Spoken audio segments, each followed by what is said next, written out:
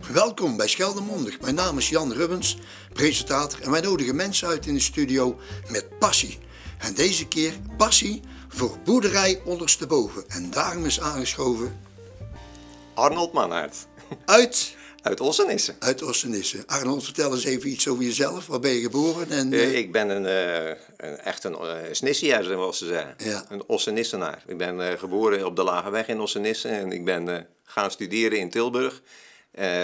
Bij 35 jaar rondgetrokken. Tot in 2008 de boerderij van mijn partner Annie vrijviel, omdat haar vader overleed. En toen zijn we terug naar Zeeuws-Vlaanderen gekomen.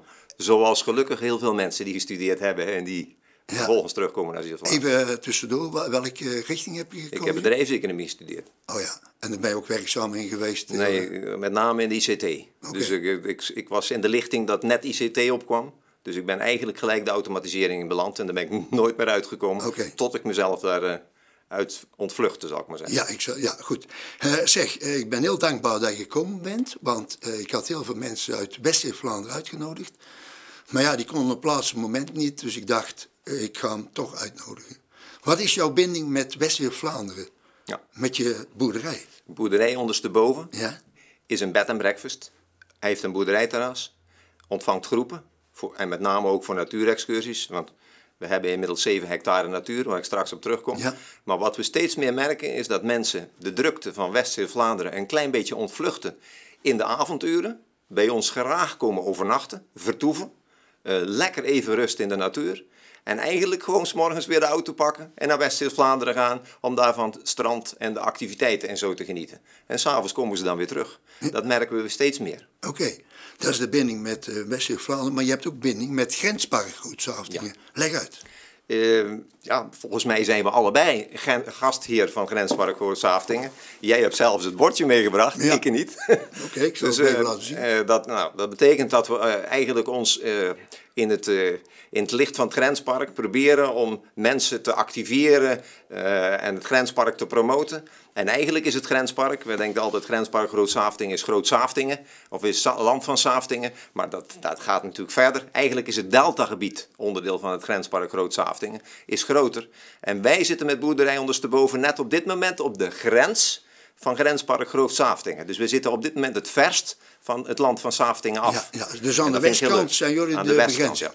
Het begin van de neus van Zeeuws-Vlaanderen. Ja. Wij zitten net in het begin van de neus van Zeeuws-Vlaanderen. Oké, nou laten we het nou eens eventjes over boerderij ondersteboven hebben. Ja. Je hebt een aantal foto's opgestuurd en laten we dat als leidraad nemen om die foto's toe te lichten. Ja. Nou, wie zijn dat? Nou, ik heb het over Annie, mijn partner. Ja. In 2008 overleed, zoals ik zei, haar vader en kwam de boerderij vrij. Annie heeft nog een zus. Had niet zoveel zin om op de boerderij te gaan runnen. En Annie wilde eigenlijk de hele leven lang al terug. Okay. En je hebt Annie ook leren kennen. Ze straalt als ze op de boerderij loopt. Als ze in de bloemetjes zit of waar dan ook. Ze straalt en ze is natuurlijk reuze blij. En we hebben eigenlijk een oude boerderij omgetoverd tot iets prachtigs. Ja, laten we kijken. Nou, dit is een overzichtsfoto. Terug even weer naar jou. Maar dit is een overzichtsfoto van de boerderij. Er wordt een luchtfoto van gemaakt. En hier kun je eigenlijk zien hoe omvangrijk de boerderij is. De boerderij is al van 1650. Het is de eerste boerderij van de polder, van de Hooglandpolder. Dus er is ook heel veel te vinden. Ja. En het was leuk om een oude boerderij een nieuw leven te geven. En ik denk dat hierna nou een foto komt. Als ik nou even mag kijken. Ja, natuurlijk. Dat is Jan. Ja. Hiervoor zit een andere foto. Ik heb hem niet gezien, maar je hebt hem al gezien waarschijnlijk. Ja, want ik wilde eigenlijk toelichten, is dat de schuur heeft een Franse kap. Oh ja. En de Franse kap, een mansardekap, wat veel mensen niet weten is, als je binnen staat kun je dat prachtig zien, dat is een scheepsconstructie. Oh ja.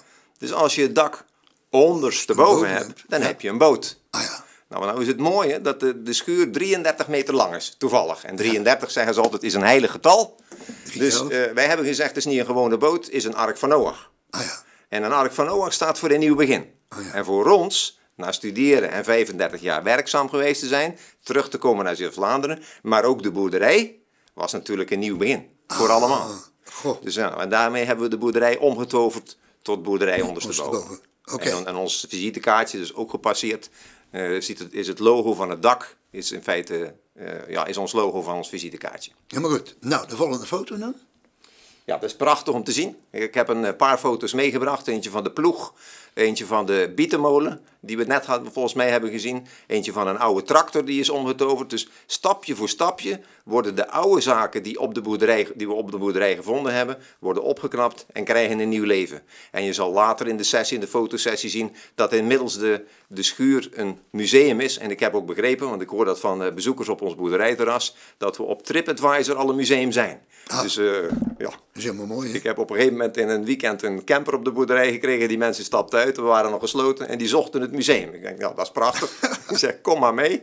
Heb ik natuurlijk de deur open gegooid en het is inmiddels ook een enorm museum. Maar ik heb al heel veel mensen gesproken. Ja. Ik ben ook een boerenzoon van mijn leeftijd. Die daar langskomen en dat is gewoon nostalgie. Hè? Ja, dat is prachtig. Wij ontvangen dus ook groepen. We hebben de voormalige kalverstal omgetoverd tot ontbijtruimte voor de bed and breakfast. Ja, nou even verder kijken. Ja. En in 2014, nou, ik geloof niet dat ik daar directe foto's van heb, want ik kon niet alles meenemen. Maar in 2014 hebben we vervolgens de stierenstal omgetoverd om wat grotere groepen te ontvangen. Daar ontvangen we groepen voor lunch, voor koffie, gebak. En als die mensen daar zitten, en dat zijn vaak ook bijvoorbeeld de verzorgingstehuizen, die komen met de zonnetrein of op een bepaalde manier bij ons langs, nemen koffie, gebak. Ik pak dan oude gereedschappen. Meestal zie ik al als de mensen binnenkomen waar ze op getriggerd zijn. Ja. Bijvoorbeeld, het kan iets heel simpels zijn. Het kan iets met de smokkel van boter te maken hebben. En dan haal ik oude gereedschappen boven. En dan beginnen mensen ook spontaan daarover te praten. En ja, dat is natuurlijk geweldig. Ja. En elke keer heb ik wat nieuws. En in de stierenstal staat, en wilde mensen die onze website kennen, die ons bezoek komen, weten dat wel. Daar staat een schatkist van Arnold. Dat is een heel klein oud kistje. Maar altijd zit er wat in dat kistje. Okay. Al is het boenwas of al is het een oud stukje gereedschap. Ja. Dus mensen vragen tegenwoordig ook naar de schatkist, van Arnold. Geweldig. Nou, eens kijken of we nog meer foto's hebben. Hier, uien. Ja, dit is een mooi. We zitten midden in de polder. Ah, ja. Dus wat we ook doen is als mensen in de bed and breakfast zitten, wordt er ook veel gegeten 's avonds. Dat kan bij ons. Je kunt eigenlijk volledig verwend worden. Maar we zitten midden in de polder, dus als je naar het land kijkt, zie je ook in de verte Ossenissen liggen, wat je net zag. Ja. Ja, dat is prachtig, een prachtig uitzicht. En we zitten natuurlijk ook vlak bij de Westerschelde. Het is op de zeedijk lopen, een 500 meter op de zeedijk lopen. En je zit aan de Westerschelde, waar je lekker de zonsondergang kan zien. Want daar gaat 's avonds mooi de zon onder. Ja, mooi. Nou, volgende foto. Ja, dit is een vooraangezicht van de schuur. Dit is de zuidkant van de schuur. Je ziet hier de deuren openstaan van wat wij omgetoverd hebben tot een winkeltje. Ah, ja. Want wij hebben ook op de boerderij allerlei producten inmiddels die in of om de boerderij een plek hebben gevonden. En ik heb hier op de tafel onder andere de honing gezet die we op de boerderij verkopen. Dat is een honing van de bijenkwekerij Kreveril. Ja. Maar aangezien wij 7 hectare natuur hebben, staan die bijen ook bij ons in de natuur. Okay. En daar wordt dan die honing van gemaakt en die kunnen mensen bij ons op de boerderij kopen. Helemaal goed. En daarnaast staat een heel mooi flesje, dat is wel heel bijzonder. Kan ik een half uur over praten. Dat is Huttetutolie. Huttetutolie. Ja, zijn naam is prachtig natuurlijk. Ja. Maar wat ook bij ons op de boerderij gebeurt, is dat heel veel oude plantjes een nieuw leven krijgen. Okay. En Huttetut, ik heb het hier naast liggen, is eigenlijk een soort vlasplantje. Maar bij vlas is het eigenlijk een steeltje met 1 bolletje op. Dus om te persen is dat heel redelijk pragmatisch te doen. Bij Huttetut zitten er heel veel bolletjes op. Dus dat was wat lastig. Dus dat kostte geld. Ja. En dat is dus uit de gratie gegaan. Okay. En dat komt nu langzaam maar zeker weer terug. In de huidige tijd komt natuur wat meer op de voorgrond. En dat product komt. En nou is er toevallig in Zeedorp, een dorpje vlakbij Ossenissen, ja, Zeedorp, is er een vrouwtje die olie weer maakt. En ook die olie die verkopen we. Ah, mooi toch. En Landschapbeheer heeft bijvoorbeeld een paar soorten boontjes bij ons in de tuin staan, waar we er dan 25 van krijgen, waar we er 100 weer van afleveren. Zoals patrijzenoogjes en zo. Dus we doen heel veel met die natuur in de boerderij. En dat winkeltje is heel bijzonder, omdat daar ook een hele bibliotheek, want Annie is bibliothecaris geweest en manager van een bibliotheek, heeft ook heel veel boeken van planten, dieren en vogels meegebracht. En die staan in die bibliotheek en die kunnen mensen die op de boerderijterras komen, kunnen ze lezen. Met heel veel tijdschriften ook van de natuur. Oké, laten we naar de foto's kijken. Dat is Dit is de honing, ja? En dit? We hebben het over dat natuurgebied. Ja. We hebben inmiddels ook het oude kerkenpad. Vroeger liep er vanuit de polder naar Ossenisse en naar Kloosterzande liepen kerkenpaden. We hebben op ons boerderij een kerkenpad gehad. Dat hebben we weer in ere hersteld. En dat is nu onderdeel geworden van het ommetje van Ossenisse. Ah ja. En dat ommetje van Ossenisse was eerst een wandelpad wat achter door onze akkers liep. Maar inmiddels is het natuurgebied uitgebreid en loopt het ook langs de poelen. Want in 1650 is de boerderij ingepolderd, maar dan liep er bij de boerderij een slipgeul. En daar liggen nu 4 poelen op en dan kun je met het wandelpad heel mooi langslopen. En wat daar wordt formeel worden daar vogels geteld. Dus als je op tijd bent, 's morgens, dan kun je ook genieten van de vogeltjes. En er wordt geregeld gedaan. En dan geregeld wordt er formeel geteld. Ah, mooi. Nou, de volgende. Hier zie je dat die natuurgebieden zijn aangelegd. En Ja. dat is onze link ook naar het grenspark. Ja. Want deze put, dat is de akkervogelput, daar zit een eilandje in, dat kun je hier ook een beetje zien. Ja, ja. Die is specifiek door Interreg, door het grenspark Groot-Saftingen gefinancierd. Ah. En dat is wel heel leuk natuurlijk. Dus dat was mijn eerste ingang naar het grenspark, moet ik eerlijk En zeggen. hoe lang is dat geleden dan? Dit is 3, 2017 denk ik ergens al gebeurd. Want we 3 hebben jaar inmiddels een 3-jarige patrijzenakker daaromheen liggen. Oké. Ja. En de patrijzenakker zeggen mensen, als dat voor de patrijzen, dat is niet alleen voor de patrijzen, maar dat is voor de vogels onder druk. En daar hoort ook onder de graspieper, de gele kwikstaart, de veldleeuwerik. En ja, dat zijn projecten die bestaan al een tijdje, maar wij hebben wel een hele bijzondere akker. Want we waren na Schouwen-Duiveland het eerstvolgende project met een volledige patrijzenakker. Ah ja, duidelijk. Ik heb je misschien ooit wel eens gezegd dat het woord partridge, Ah ja. protecting the area resources through research, innovation and demonstration of good examples. Mondje vol. Maar dat klopt. Dus Ja, dat zijn is mooi wetenschappelijke projecten. Dus er staan allerlei planten in. En zo'n patrijzenakker blijft ook voor 6 jaar bestaan. Maar ik denk dat heel veel mensen dat niet weten, hè, wat je allemaal vertelt. nee, Nou, en daarom hebben we nou Scheldemondig. Ja, en daarom Scheldemondig. En daarom hebben we ook bij die groepsexcursies of bij die groepsontvangst doen we ook natuurexcursies. Ja. En dan laat ik mensen dat zien en dan lopen we daar gewoon lekker doorheen. Ja, ja, ik heb ook al lekker erin gelopen. Geweldig, joh. Nou, laten we nog even verder kijken. Dit Nou ja. is, ja. Ja, bloemplukveld. Hè. Ik bedoel, het is natuur, maar het zit vol met bloemen. Maar niet alle bloemen mag je plukken. Nee. Want er staan soms prachtige velden met prachtige zonnebloemen. Maar als dat een patrijzenakker is, dan mag je daar niet plukken. Nee. En het zal niet de eerste keer zijn dat ik er iemand met een hond uit moet sturen. Maar staat dan een bordje bij dat je niet mag plukken? Daar staat, Maar dat is- aan het begin van het wandelpad staat wel, blijf op het pad. Hè, en respecteer alles. Maar soms is het zo mooi, Jan. Als jij een veld met mooie bloemen Ja. ziet. En als jij een wintervoedselakker ziet met korenbloemen, met klapperrozen en met zonnebloemen. Ja, dat doe je dan. Dan stap je uit en dan pluk je een zonnebloem. En je neemt hem mee aan je fiets. En wat doet die zonnebloem? Hij gaat hangen. Die gaat hangen, ja. Ja, gaat hangen. En ja, wij vertellen dus als je een zonnebloem plukt, zet hem eerst in goed sterk, stevig warm water Ja. en zet hem dan pas in je boeket. Nou, veel mensen weten dat niet en die plukken een zonnebloem en komen toch treurig thuis, want die zonnebloem is ook treurig, want je hebt hem op de verkeerde plek geplukt. Ja, die moet gelijk in warm water. Goed, de volgende foto. Ja, dit Ja. is weer iets anders. Ja, dit is heel bijzonder, want de natuur brengt ook mee dat we bepaalde vogels aantrekken. Dus we hebben een torenvalkenkast. We hebben dit voorjaar in mei hebben we 4 prachtige torenvalken geringd door de werkgroep Torenvalken. We hebben ook een kerkuilenkast en dit is een kerkuil. En toevallig, voordat ik hier naartoe kwam vanmiddag, hebben wij 4 jonge kerkuilen geringd. En ik heb de coördinator van de werkgroep gisteren of eergisteren gebeld. Je moet komen, want ik zag al 4 kerkuilen buiten vliegen. Oh, dus dus waarschijnlijk je moet is op het tijd. nest 6 groot.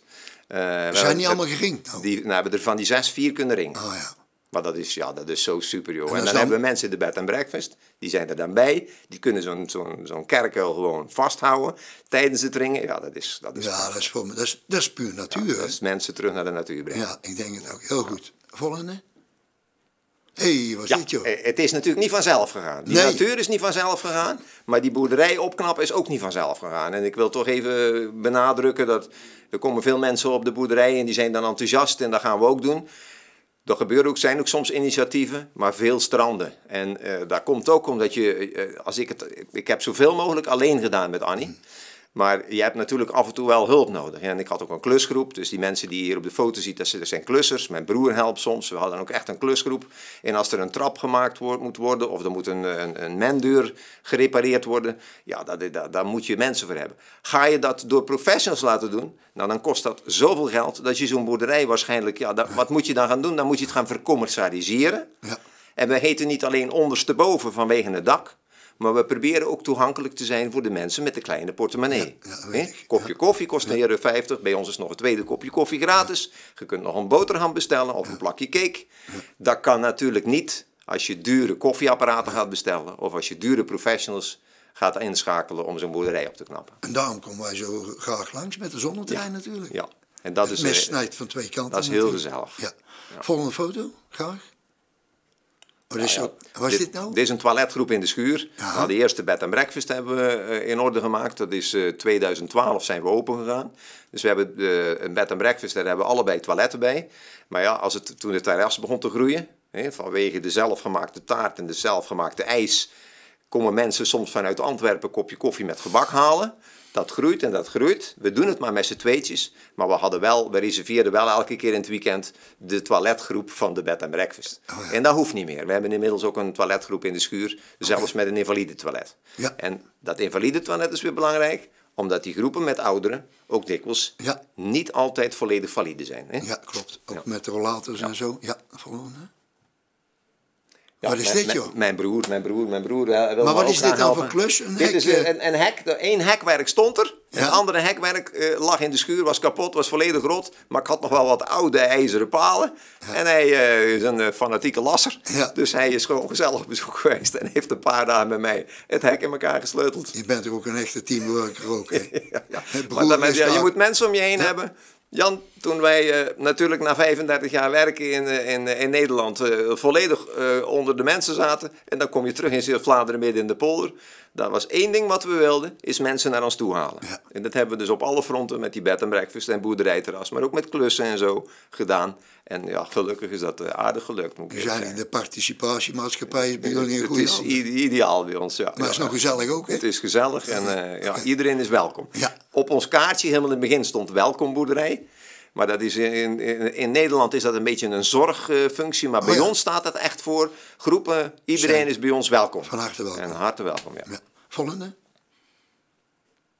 Ja, dan kom je op de spulletjes die worden aangeleverd. Veel dingen zijn dus van het boerderij. In 1650 werden er schuren gebouwd. Waren er nog geen huizen bij. Pas in 1700 is er op deze boerderij een huis gezet. Dat huis was heel mooi, vol met Delftsblauwe tegeltjes. Maar is helaas door de watersnood, waar we hier ook mee te kampen hebben gehad. Hier heeft ook een meter water gestaan rond de boerderij. In 1953? In 1953. Was alles, waar de verderingen zo aangevreten, is dat huis heeft Annie's vader in 1967 afgebroken. Er is een nieuwe bungalow voor in de plek gekomen. Maar wat hij goed heeft gedaan, is dat hij alle spulletjes heeft bewaard in de varkensstal en in de schuur. Oh ja. En daar vielen stukken na 40 jaar natuurlijk zo uit elkaar vanwege de houtworm. Maar er waren dingen bij die waren nog volledig onbeschadigd. En we hebben alles wat we konden gebruiken in de schuur gezet. En dat geeft zoveel energie voor mensen die komen. Die willen daar hun eigen klompen ook tussen hebben. Want dan is de boerderij een stukje van hun. Ja. En dan komen mensen, dan heb ik op zolder van opa en oma nog wat. Natuurlijk. Bij ons doet het niks. Dus ja, die verzameling die groeit en die groeit. Die groeit, ja. Nou, volgende. Kijk maar eens, ja. Oude strijkijzers. Ja. Ik zie van alles, ja. Ja. Allerlei oude gereedschappen. Nou, er zijn soms dingen bij die ik niet eens weet. En daar gebruik ik dan de groepen weer voor. Oh ja. Dan leg ik iets op tafel en dan leer ik ook weer waar het gereedschap voor is. Nou, we hebben een keer een familiereunie gehad in Brabant. Ja. En toen moesten we allemaal raaien wat die oude spulletjes zijn. Dus misschien ook wel leuk voor een quizje. Ja, maar we hebben ook quizzen gemaakt. Dat heb je al gedaan. Met foto's en dan multiple choice van wat is het. Dat mensen gewoon in groepsverband daar... en dan krijg je een beetje die strijd van wie het wel weet en wie het niet weet. En zaden. Alle zaden hebben we staan. En dan kun je vragen wat voor zaad is het nou. Je wil niet weten wat voor soort zaad je hebt. Ja. Ik zag net een foto van die bliksem. Daar willen we misschien nog even kijken. Kijk eens. Ja, nou ja, dit is heel bijzonder. Want het wordt natuurlijk ook gespot door allerlei groepen in de buitenwereld. En op een gegeven moment kregen wij een team van een voor filmopnames bij ons op bezoek. En die hebben bij ons 6 weken vertoefd voor de televisieserie Als de Dijken Breken. En dat was natuurlijk wel geweldig. Dan ben je de boerderij wel 6 weken kwijt. En dan gebeuren er ook allerlei dingen waar je soms van denkt van oef, wat gebeurt er nou weer? Ja, ik kan me iets bij voorstellen. Door de snelheid van op dat moment opnames maken. Ja. Maar het was toch wel heel bijzonder. En wat Annie eigenlijk graag wilde is de boerderij voor nu, maar ook voor later vastleggen. Je weet nooit, na je graf kun je niet regeren, maar je weet nooit wat er later met de boerderij gebeurt. Ja. Maar doordat hij in die film zit, is hij toch aan zich behouden. Noemt hij de naam van die titel van die film? Als de dijken breken. En heb jij de hoofdrol gespeeld? Ik wilde graag de hoofdrol spelen, maar Jan Lammers die moest natuurlijk mijn rol spelen. Dat was die Brabander natuurlijk. Ja, ik had het wel graag zelf willen doen natuurlijk, maar blijkbaar is dat niet zo. Hè. Dus ik denk wel, maar kies je nou gewoon die boer en die boerin uit en laat hij dat gewoon zelf doen. Maar, dat is niet gebeurd. Hè. Nee, maar goed, toch wel trots dat het bij jullie Ik ben heel trots dat het gebeurt. Dus we hebben er zelf foto's van gemaakt en dat hebben we een beetje verzameld in dit werk en dat ligt in de ontbijtruimte. Ik zal hem eens even laten zien, want het is toch prachtig. Ja, Frank staat hier natuurlijk ook op, zoals je ziet. Nou, als de dijken breken. Als geweldig. De dijken breken. Nou, aan de achterkant sta ik er gelukkig ook nog op zaak. Ah ja, mooi. Nou, de volgende. En dan daar zijn voor die boot zijn allerlei verschillende dingen gemaakt. Of voor die film zijn allerlei, dus die boot die is daar neergezet. Specifiek voor die film met een geit, wat geitjes eromheen. En wat we hebben gedaan is, we hebben zoveel mogelijk van die dingen bewaard. Oh ja. En we hebben daar nu schaapjes lopen. En volgens mij is een van de volgende foto's zijn de schaapjes. Dit zijn die geiten. Geiten? Kijk. Ja. En de schaapjes die mogen bij ons mooi vrolijk vrij op de boerderij lopen. Ja. En als mensen op het terras komen, dan moet je niet verbaasd staan kijken dat er ineens een kip een stukje van je taart op eet. Ja, ik had pas geleden nog dat iemand een taart aan zijn vrouw zo lekker vond. En hij keek even niet naar zijn eigen taart en weg was die. Weg was die, met de kip, ja. Kijken we dat we nog meer foto's hebben? Ja, en dit is ook een kleine verbouwing. Want voor de filmopnames moest men van de bijkeuken in de schuur naar de ontbijtruimte kijken. Oh ja. En dan heb ik maar een uitraampje in de muur laten zetten. Dit is ook mooi? Dit is ook heel mooi. We hebben heel veel activiteiten op de boerderij. Want de boerderij is er ook voor andere mensen om van te genieten.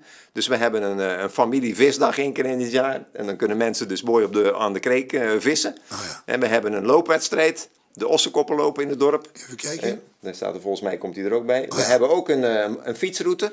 Als mensen bij ons op de boerderij komen en ze gaan naar het VVV en ze nemen de fietsroute buitengewoon beleven, dan komen ze ook over onze boerderij. En kunnen ze ook genieten van onze lekkere geitjes. Oké, laten we de foto's nou even de ossenkoppenloop. Ja, de volgende. Kijk, ja. En voor de ossenkoppenloop hebben we ook Coopertests ter voorbereiding. Doen we aan de Westerschelde. Volgende foto, ja. Ja, en dit is eigenlijk iets heel bijzonders. Maar Jan, dat is misschien wel een item voor... een programma apart. Ja, want dit is Evert Hellebrekers. Ja. En die is ooit bij ons op de boerderij geweest, onverwacht. Omdat hij had gehoord dat ik bij het ombouwen van de schuur, van de varkenstal, een heel oud kruikje had gevonden. Nou, dan gaan we dat de volgende keer of ergens anders doen. Dat lijkt me heel mooi. Want ik wil uiteindelijk gaan beëindigen. Maar hoe kunnen ze jullie bereiken? Ja, nou ja, je hebt in het begin het visitekaartje gezien, maar dat is natuurlijk heel snel voorbij gegaan. Ja, maar we zitten aan de Westdijk nummer 1 in Ossenisse. En volgens de media, dus de... Ja, we hebben een website. We heten Boerderij Ondersteboven. Dus als je www.boerderijondersteboven aan elkaar.nl intikt, dan kom je er. Helemaal goed. En welkom. Oké. Nou, dan ga ik nu jou bedanken, van harte. Graag gedaan. En natuurlijk ook de kijkers. Kijkers, ik ben er gewoon helemaal ondersteboven van dit verhaal van Arnold. En nogmaals dank dat je op het laatste moment hier aangeschoven bent. Graag gedaan. Ja. En we gaan een keer bij jullie op de koffie komen. Helemaal goed, welkom. Oké, dankjewel.